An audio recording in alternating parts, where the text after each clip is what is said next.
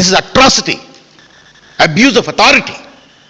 అధికారం చేతిలో ఉంటే ప్రజాపాలన అంటే, పారదర్శక పాలన అంటే కోట్ల రూపాయలు పెట్టి ఉద్యోగాలు అమ్ముకుంటారా మీరు? ఇలా ప్రెస్ మీట్లు పెట్టించినట్టున్నారు.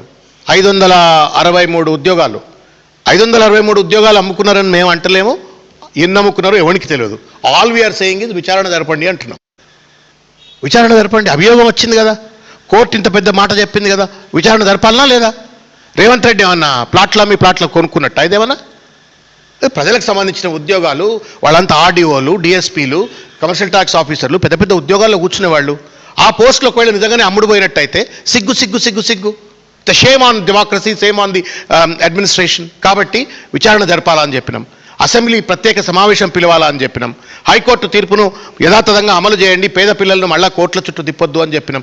అది నేరమైనట్టుగా ఇవాళ వాళ్లను కొట్టిన తీరు, అరెస్ట్ చేసిన తీరు చూస్తే ఇది ఇక చూడ్రిగా, ఈ పిల్లగాడు ఏం తప్పు చేసిండు ఇక చూడ్రి, ఏం తప్పిది ఇక చూడ్రి, ఏం తప్పిది?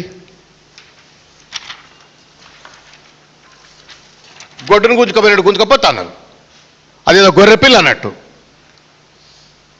గొర్రెపిల్లని కూడా ఇట్లా గుంజుకపోవట్లేదు ఇవాళ రేపు.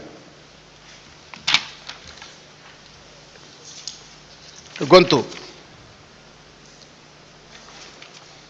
మేం తీవ్రంగా ఖండిస్తా ఉన్నాం.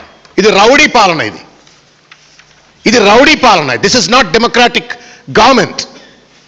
ఈ రౌడీ పాలనను మేము తీవ్రంగా ఖండిస్తా ఉన్నాము. ఒక పక్కన మీరు పరీక్ష నిర్వహించరాదు, పోస్టులు అమ్ముకున్నారు అని చెప్పని వాళ్ళ పెద్ద ఎత్తున అభియోగాలు బహిర్గతం అవుతున్న తరుణంలో సిగ్గుంటే జ్యుడిషియల్ కమిషన్ ఆఫ్ ఎంక్వైరీ జరగాల. దురదృష్టం ఏంటంటే ఈ రాష్ట్రంలో నా బీజేపీ మాట్లాడు, మిగతా ప్రతిపక్షాలు ఎవరు మాట్లాడతలేరు. మాట్లాడిన విద్యార్థుల పైన ఈ రకంగా కేసులేసి వాళ్ళ ఇష్టం వచ్చినట్టుగా వ్యవహరిస్తున్న పరిస్థితి చూస్తూ ఉన్నాం.